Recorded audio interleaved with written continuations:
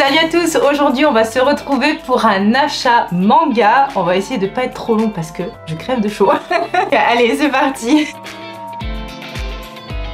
J'ai acheté que un seul manga ce mois-ci. Oui, c'est vrai. Mais tu vas nous présenter des trucs que tu as acheté que j'avais acheté que j'avais pas lu encore. J'aimerais juste dire, j'ai peu lu. J'ai très peu lu ces derniers temps.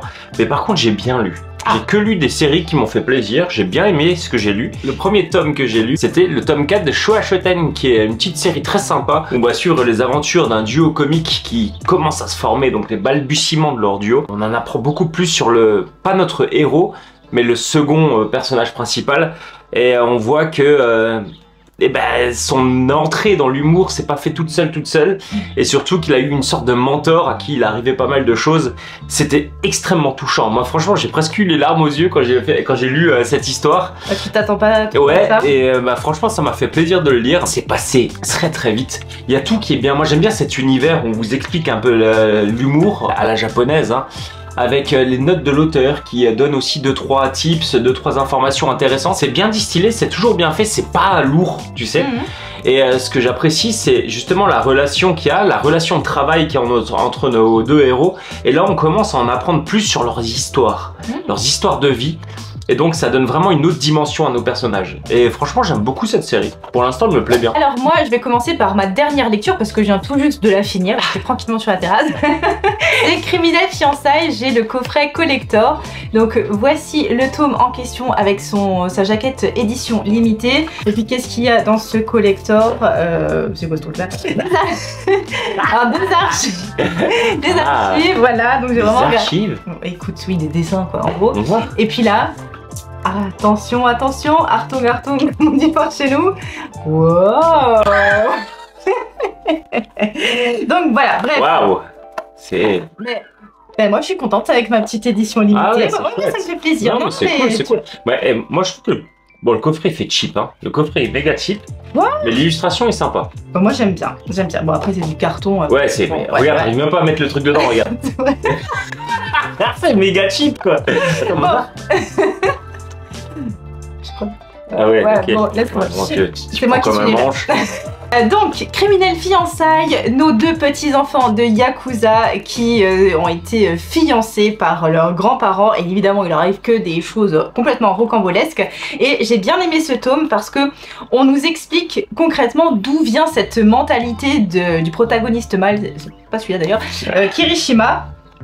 Et parce qu'il est un peu cinglé hein, quand même hein, dans cette histoire, et en fait on voit que c'est de naissance et on voit pourquoi est-ce qu'il est autant attaché à Yoshino. Donc c'est vraiment un tome décisif pour comprendre la psychologie de ce personnage. Ça se lit en, allez, 20 minutes chrono et encore je suis sympa, mais j'ai bien aimé quand même ma lecture. J'aime bien plonger moi dans l'histoire de ces deux-là. J'aime bien l'ambiance, j'aime bien l'humour, j'aime bien le délire. Oui, c'est pas le meilleur truc que vous allez jamais lire, c'est pas la meilleure romance, mais c'est une romance qui est moderne et qui est un peu plus badass que les autres, et c'est pour ça que j'aime bien. J'aime bien la jaquette est jolie je trouve. Ouais, mais c'est bien, ils ont fait un bel effort, moi j'aime beaucoup ce collector. J'aimerais jamais... Attendez, on va voir combien de temps ça met hein. Ah. T'as obligé de taper dessus quoi. Alors, un autre collector qui visiblement semble plus simple à déballer que celui de Criminels Fiançailles. J'ai acheté le tome 12 de Dandadan qui, comme d'habitude, était excellent. Mais qu'est-ce que c'est fort Dandadan, qu'est-ce que c'est bien. Je vous dis même pas comment il était content de rentrer avec son collector de Dandadan. Je suis allé faire des courses comme ça. Du coup, j'ai tout oublié ce que je devais acheter, mais par contre, ça, je l'ai pas oublié. Alors, qu'est-ce qu'on a dans ce tome 12, mis à part ce magnifique coffret cartonné? Ouais, on a... dis que le mien est cheap, mais bon... Ouais, mais on a le tome en soi avec la jaquette alternative de Dandadan, plus un artbook, illustration book, avec des belles illustrations en couleur de Dandadan. Il voit bien là. Ouais. Bah moi ça me fait plaisir d'avoir des petites illustrations de Dandadan parce que j'adore ce manga. Et ce tome 12, et ben on rentre encore... On va encore un peu plus loin dans le what the fuck. Ça va toujours plus loin, c'est ça qui est fort. Moi ça me fait toujours autant rire. Là il y a tout, là il y a des extraterrestres, insectes, il y a de la bagarre, il y a un mec qui se prend pour quelqu'un qui n'est pas, enfin c'est incroyable. Tout va trop vite dans Dandadan, je vous montre quelques planches quand même parce que ça vaut le coup d'être vu. Et surtout ce qui est sympa, c'est qu'il y a des doubles planches tout le temps qui sont magnifiques, il y a des illustrations qui sont magnifiques, regardez. Quand vous voyez ça dans un petit shonen là, moi ça me donne envie de le lire quoi. Et ça me fait tellement rire. Et ça, c'est incroyable. Il y a un humour qui est particulier dans Dan Dan Dan.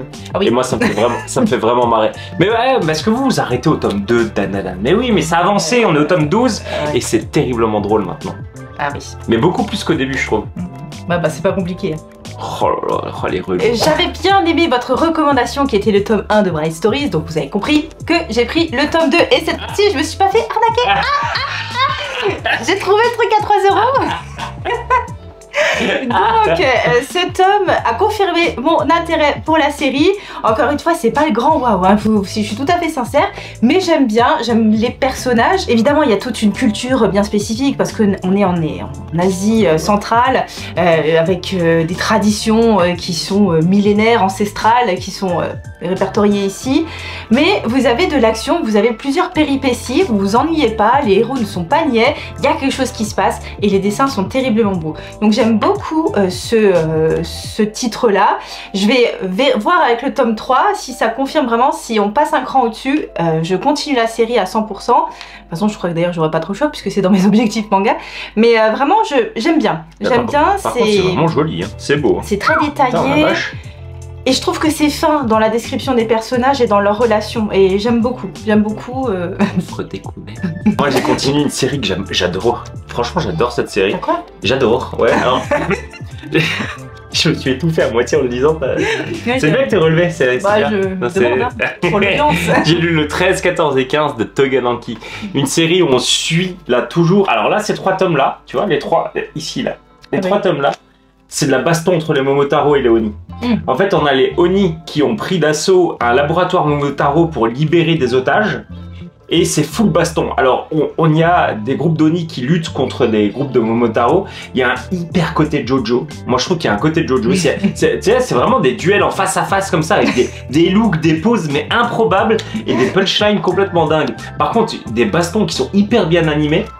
Et j'aime beaucoup cette série. Bon. J'ai hâte de lire le suivant là, mais en plus j'ai le 15 avec sa jaquette brillante, mais brillante à peu près quoi. tu vois comme elle brille là. Brillante plus ou moins, hein. Bon. Ok, alors, là du très très lourd. Mon petit tome 9 de The Fable. Vous voyez, je commence à rattraper. Alors, bon, ouais. T'évites de prendre du retard, c'est tout. Voilà, tu rattrapes rien du tout. Je fais au fur et à mesure. Je me prends mon petit tome de The Fable. Et d'ailleurs, il y a le prochain qui est en cours de route. Il aurait dû arriver aujourd'hui, mais il arrivera lundi. C'est pas très grave. En tout cas, le tome 9 est toujours aussi bien. Mais franchement, je comprends pas que vous aimiez pas. Je suis complètement fan de cet humour. Bon, alors là, il y a quand même des scènes un peu...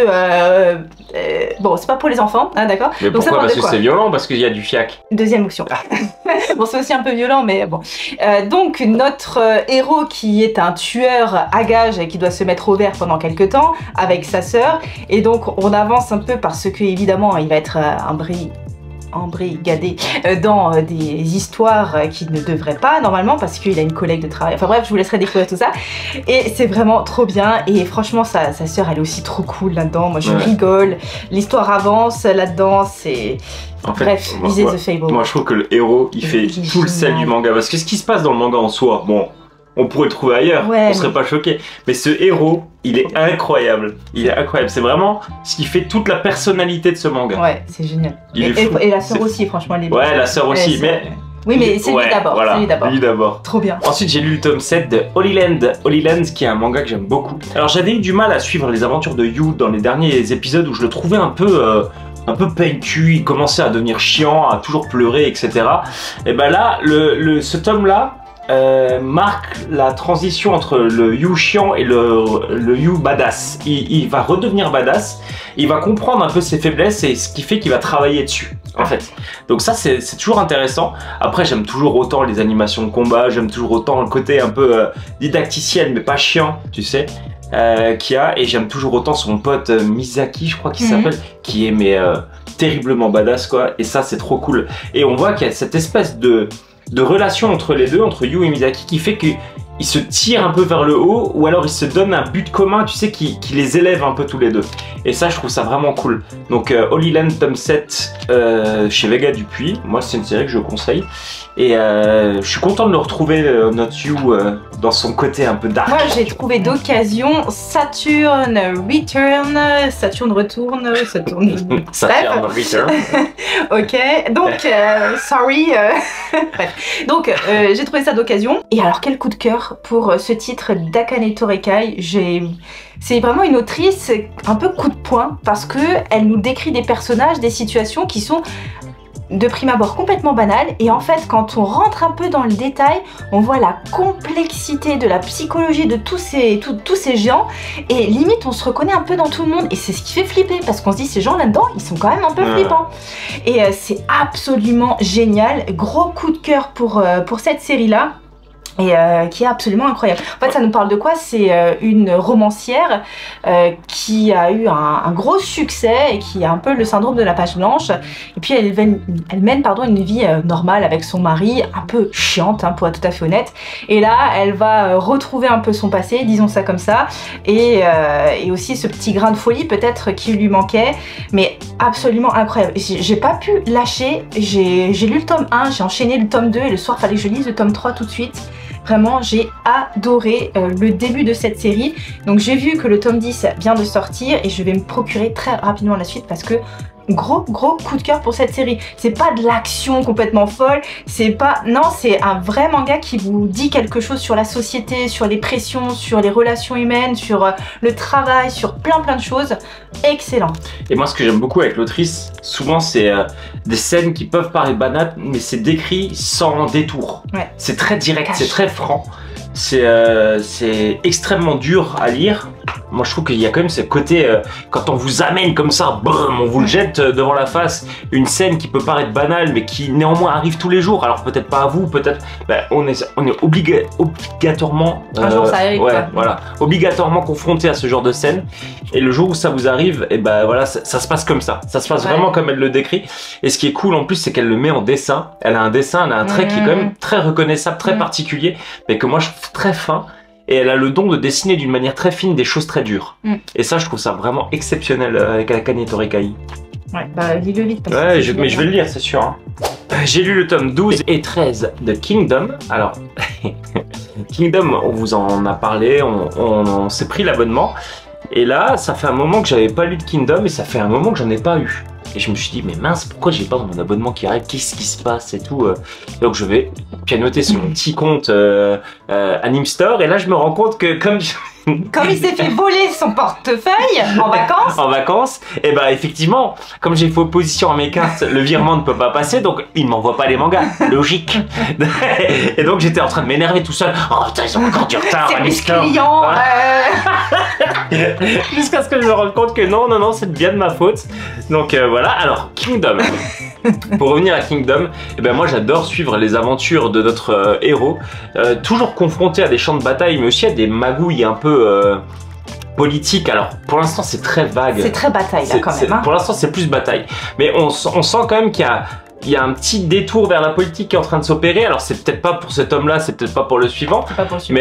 Mais en tout cas, je me régale moi à voir ça. Je me régale à ce qu'on m'explique les stratégies. Je me régale à voir comment les généraux voient la guerre et comment ils l'expliquent à leurs subordonnés.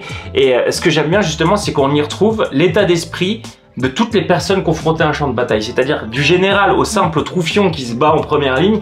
On arrive à voir et à avoir une caricature un peu de l'état d'esprit de ces soldats, et je trouve ça génial quoi. Et j'aime beaucoup, j'ai envie de dire que l'histoire est vraiment bonne et que le héros il est presque secondaire en fait. Tu vois ce que je veux dire? Je sais pas si c'est vrai que les généraux sont assez impressionnants. Moi j'aime beaucoup comment on nous les décrit parce que ils sont comme impassibles par rapport aux situations, parce qu'évidemment il y a beaucoup de retournements de situation et on a l'impression qu'ils sont très calmes et tout, et en vrai on comprend que voilà, mais ils sont obligés de garder la face pour que tout ne foire pas. C'est génial, je trouve que justement cette capacité d'adaptation qu'ils ont à réagir aux actions de l'autre comme un peu un jeu d'échecs, en vrai c'est ça, hein, ou un jeu de Go pour voilà, mais cette capacité là, moi je la trouve super bien mise en valeur dans le manga, et c'est ce qui fait vraiment qu'on a hâte de suivre en fait ces trucs-là. C'est si je fais ça, il va faire ça, s'il fait ça, je vais faire ça. Ouais. Tu vois, c'est toujours ce jeu de réponse comme ça, d'action et de réponse à ces actions qui est hyper passionnante quoi dans Kingdom. Et ça, bravo parce que c'est vraiment bien foutu. Voilà, dans un autre registre. Alors là, on quitte tout, on arrête tout, on pose tout. Je me suis acheté le tome 2 du chat qui rendait l'homme heureux parce que j'avais trouvé le 1, 3 et 4 d'occasion. Et donc c'était celui qui me manquait pour pouvoir continuer la série. Alors j'ai pas du tout aimé ce tome 2 par contre, que j'ai trouvé très... alors comment dire, donc c'est un homme tout simplement qui est veuf, qui se retrouve seul et qui adopte un chat, hein, donc voilà, il n'y a rien de compliqué.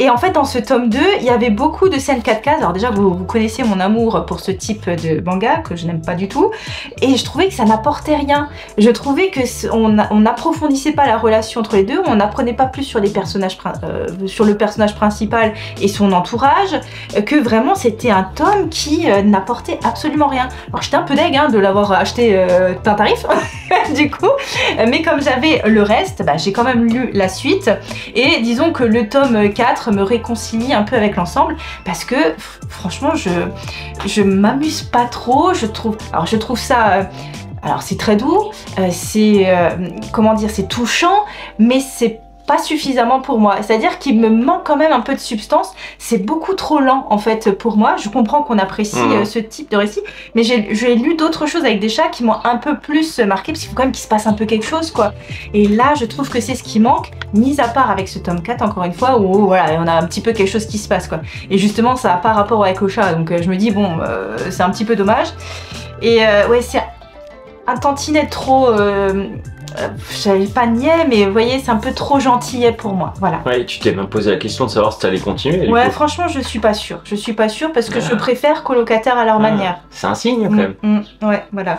Donc un petit peu déçue, j'en attendais un peu plus. Voilà, j'ai pas eu le coup de cœur pour ce titre. Moi j'ai continué Billy Bat, une série que j'aime beaucoup. Donc le tome 14, 15 et 16 de Billy Bat aux éditions Pika. Et c'est toujours aussi passionnant. C'est toujours aussi passionnant parce que notre dessinateur a cédé la main à un autre dessinateur pour les aventures de Billy Bat. L'aventure s'approfondit, on arrive à des événements qui sont un peu plus proches de ce qu'on a l'habitude de voir nous. C'est-à-dire les attentats du 11 septembre, comment ça a été fait, comment Billy Bat nous les a décrits dans ses apparitions, etc. Et moi je suis toujours pris dans cette intrigue quoi. J'arrive pas à lâcher, hein. C'est vraiment trop bien Billy Bat. J'ai hâte de voir ce que va donner la fin, il me reste que 4 tomes avant d'arriver à la fin, et j'ai hâte de voir ce que ça va donner. Moi je trouve ça passionnant, hein. Je trouve ça passionnant parce que les héros sont passionnants, parce que l'histoire de premier abord comme ça n'a aucun... Enfin, on comprend pas l'histoire. Honnêtement, c'est dur à comprendre. Je sais pas où ce que Urasawa nous emmène. Je sais pas pourquoi est-ce qu'il fait ça. Je comprends pas tous les twists qu'il y a dans l'histoire. Tu vois, mais je trouve ça génial. En fait, c'est ça qui est trop bien. C'est-à-dire que c'est dur de détacher, quoi. C'est dur de se détacher une fois qu'on lit Billy Bat. D'ailleurs, ça aussi, tu devrais... Eh bah, tu vois, ça me tente pas du tout. Ouais, mais tu devrais y aller. Honnêtement, parce que c'est vraiment bien. Ah oui, c'est déjà le tome 3. Il y a déjà le 4 qui est sorti. Hein. Donc le tome 3 de Slam Dunk, ah oui, en plus je l'ai lu, j'avais pas fait gaffe si c'était le tome 3. Ouais. Et franchement c'est bien, on est très contents nous de retrouver à chaque fois notre héros qui progresse un peu plus dans sa relation avec les autres, dans sa relation avec le basket, dans sa progression générale. Et il y a des nouveaux protagonistes qui entrent en jeu, des gens, bon on sait pas trop ce que ça va devenir, mais j'aime bien ces petites rivalités comme ça qu'on va instiller tout au long du manga, et j'ai passé un super bon moment en fait avec ce tome 3. Moi honnêtement, hein, Slam Dunk j'aime beaucoup depuis le début, j'aime beaucoup le côté Furio qu'il y avait, mais par contre c'est vrai que le héros je le trouve vraiment insupportable pour l'instant. Moi c'est un peu, tu vois, c'est un peu le point noir du... Alors encore une fois, il est un peu caricatural. Ouais, il est un peu caricatural, il est un peu lourd. Par contre ce que j'aime beaucoup c'est là, on arrive dans les choses sérieuses, on arrive dans le vrai premier match de basket. Et là aussi, pour l'instant, il y a ce côté caricatural où ça se passe pas hyper bien pour le début, mais on sent qu'ils vont remonter, etc. Et que voilà. Mais par contre, qu'est-ce que c'est bien dessiné, qu'est-ce que c'est bien raconté, qu'est-ce que les personnages... En fait, c'est ultra dynamique, Slam Dunk. Et ça, j'aime beaucoup. Et les personnages, moi, je les kiffe tous. En fait, mis à part le héros qui est un peu relou, tout le reste, tout son entourage, toute son équipe, mais je les trouve tous trop bien. Et je trouve que c'est bien coupé les tomes parce que là on arrive à la fin et t'as envie de savoir. Là, est-ce que ça y est, la grande gueule, est-ce qu'elle va, elle va réussir ou est-ce que finalement elle va pouvoir retourner s'entraider. Donc, moi je l'ai pas lu encore Slam Dunk, je connais pas, je découvre avec cette édition là. Et justement ce qui va être intéressant je pense dans les tomes suivants, c'est de voir aussi l'évolution de notre héros. Tu vois, comment est-ce qu'il évolue de personnage presque insignifiant à un mec qui a une certaine stature et une certaine aura, tu vois. Ça va être intéressant de voir ça, je pense aussi. En parlant de manga qui déchire, et honnêtement, je viens d'en finir la lecture il y a peu de temps, mais qu'est-ce que je trouve ça bien. Je sais pas si je lis beaucoup de choses mieux que ça en ce moment. Là, je parle du tome 13 de Rokodenashi Blues, une édition qui fait pas plaisir à tout le monde, mais moi j'aime bien, j'aime beaucoup le dessin, j'aime beaucoup l'histoire de Rokodenashi Blues. J'aime bien ce qui se passe dans ce tome là parce que il y a des événements un peu graves, un peu étranges, entrecoupés de scènes qui sont très comiques. Et en fait, on garde toujours cette alternance entre le comique et les phases sérieuses qui, moi, me plaît bien. J'aime bien aussi le fait que tout se passe pas toujours bien pour nos héros, qu'il y a des fois il y a des choses qui se passent mal. J'aime bien aussi justement notre groupe de potes avec Maeda qui est pour moi je sais pas, c'est le héros type, tu vois, c'est le mec qu'on a envie d'avoir comme pote quoi, tu vois. Et le mec il se bat, il est drôle, il fait plaisir, il a ce sens des potes, etc. Et il y a toujours ces phases cool life un peu dans leur lycée où il se passe des trucs à la con, où ils se font choper en train de fumer, enfin des conneries quoi qui se passent, mais qu'est-ce que c'est bien Rokodenashi Blues, vraiment.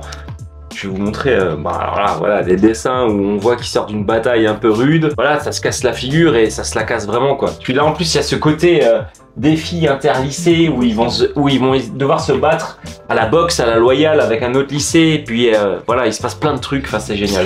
Bien sûr, évidemment City Hunter, le tome 13, parce que j'étais en retard, je l'avais pas acheté alors qu'il était sorti. Donc évidemment qu'il est là, évidemment qu'il est lu. Et alors ce tome. Attendez. Oula. Ce tome-là, il est quand même beaucoup plus sérieux que les autres. On a moins ce côté Ryo Saeba qui va tripoter ou chercher des culottes chez les jeunes filles, parce que là, les choses sérieuses commencent. Et surtout, il va y avoir l'intervention d'une jeune femme qui va entraîner un affrontement entre Mammouth, Umibozu et Ryo Saeba. Alors, mais j'ai cette planche, il faut que je retrouve cette planche. Celle-ci, bien sûr, celle-ci, voilà. La planche, évidemment, celle que j'ai eue l'année dernière à la Japan Expo et que j'adore. Alors quand je suis tombée dessus, je me suis dit c'est le moment décisif. Très bien, on en apprend un peu plus. Alors j'allais dire sur le passé, mais vraiment sur ce que Ryo Saeba est et la relation qu'il a avec Kaori qui évolue encore un petit peu. J'ai littéralement dévoré ce tome que j'ai trouvé absolument exceptionnel. On sent que la fin arrive tout doucement parce que c'est moins frivole qu'au tout début et je suis complètement conquise. Qu'est-ce que je suis contente qu'ils aient refait une réédition parce que je savoure chaque tome de City Hunter. Bien sûr, il y a de la nostalgie. Bien sûr, c'est des dessins d'avant, mais je les trouve toujours aussi magnifiques, moi, ces dessins. C'est des dessins qui sont aboutis, qui sont précis. Je suis complètement fan de tout ce que je suis en train de lire. Et non, très très bien, excellent. Enfin bref, vous savez que j'adore ce style. Voilà, rien d'autre à dire. Alors moi, un manga aussi que j'adore et on approche doucement de la fin et là comme Rokodenashi Blues c'est un des meilleurs mangas que je lis en ce moment et vraiment je pèse mes mots, c'est beaucoup stratège. Alors déjà c'est génial, moi j'adore cette histoire, j'adore voir Kerry évoluer, j'adore voir Kerry qui sait se rendre indispensable mais à la fois qui est détesté. Tu sais, il y a ce côté-là un peu particulier pour notre héros. Et là, il invente plein de choses. Il invente une nouvelle arme, il y a des stratagèmes particuliers, il y a des flashbacks où on en sait plus sur lui. Il y a une prise de contact avec ses anciens camarades et membres de l'organisation dont il est membre. Enfin, je trouve ça génial. Il y a de la bataille, il y a, enfin, comme d'habitude, c'est excellent, beaucoup. Il y a un dessin qui est, enfin, moi, je trouve extraordinaire dans beaucoup. J'aime beaucoup. Il y a une animation de combat qui est toujours aussi bonne. Et surtout, tout ce qui se passe là, moi ça me paraît crédible. En fait, j'ai pas l'impression d'être dans un truc hyper fantastique où j'ai l'impression que c'est quelque chose qui aurait pu se passer en vrai. Et c'est la bataille qui aurait pu se passer quoi. Donc vraiment, je trouve ça génial beaucoup. Il faut que je lise. Mais alors, j'hésite, je me demande si je devrais pas attendre le dernier tome avant de refaire. Parce que je me souviens plus trop de ce qui s'est passé. Si tu te souviens plus et que tu vas tout relire, oui, attends le dernier tome. Mais vraiment, c'est un manga que je recommanderais aussi à tout le monde, quoi. de lire. Alors, l'inconvénient, c'est que ça se lit extrêmement vite. Mais l'avantage, c'est que c'est extrêmement bien. Il n'y a rien qui est superflu, il n'y a rien qui est futile, il n'y a rien qui ne sert à rien dans Boko. Tout est utile et il y a des choses qu'on a vues au tome 3 qui prennent tout leur sens un peu après, etc. Donc moi, je trouve que c'est vraiment très bien. Et le dernier tome qu'on a pris ce mois-ci, et le seul que j'ai acheté d'ailleurs, c'est Allegoria de Charlotte Joriot, qui est un manga français qu'on a découvert chez Momi d'ailleurs, parce que l'autrice était là en dédicace. Exactement. En fait, en lisant un peu comme ça, en feuilletant le manga, on s'est dit oh punaise, c'est plutôt pas mal, c'est bien dessiné, c'est joli, etc. Bah go, viens, on le prend, et comme ça en même temps, et ben, on a une voilà, dédicace. on se le fait dédicacer. Et il s'avère qu'au final, bah, le manga nous a beaucoup plu. Enfin, moi, j'ai beaucoup aimé. On va suivre l'histoire d'une héroïne qui est enfermée dans un bunker parce qu'on suppose qu'il y a eu une guerre, enfin un cataclysme. Quelque chose se passe sur quelque chose se passe. Il y a un cataclysme et on lui a toujours dit que il n'y a plus rien à la surface. Sauf qu'un jour, elle décide de s'enfuir avec l'aide de complices, etc. Et il s'avère qu'elle découvre le mensonge et elle découvre qu'il y a des gens à la surface et que ces gens, eh ben, certains ont aussi des pouvoirs. Voilà, donc ça c'est important. C'est important que, voilà, j'en dis pas plus parce que j'ai un peu peur de spoiler. Ouais, mais par contre, c'était très très bien. Moi j'ai beaucoup aimé ce tome 1. Je le trouve extrêmement prometteur avec un dessin, je vous montre, qui est très joli. Moi j'ai beaucoup aimé le dessin. J'ai beaucoup aimé l'ambiance. Il y a une ambiance un peu crasseuse, hein, un peu dégueulasse comme ça dans le manga que j'aime beaucoup. Ça parle, il y a un vocabulaire particulier, ça parle un vocabulaire actuel, c'est très actuel.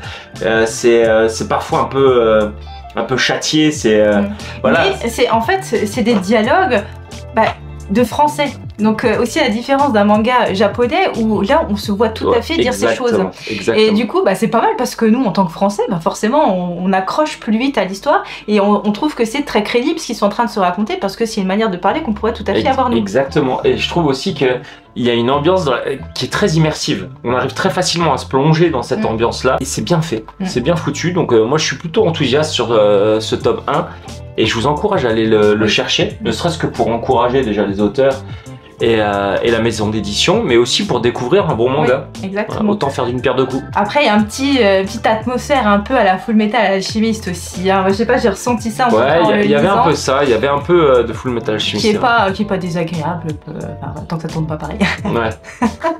Non. Fallait que tu le places. Hein. Je couperai au montage. Bon, allez. Et voilà pour nos achats manga, c'est quand même déjà pas mal. En même temps, on vous a fait un petit topo sur la lecture. N'hésitez pas à nous dire en commentaire si vous connaissiez Allegoria, ce manga français. On vous remercie bien sûr pour tous les abonnements et puis pour votre fidélité, même en vacances. Donc ça fait super plaisir. Et puis on vous dit à très bientôt pour une prochaine vidéo. Allez, salut.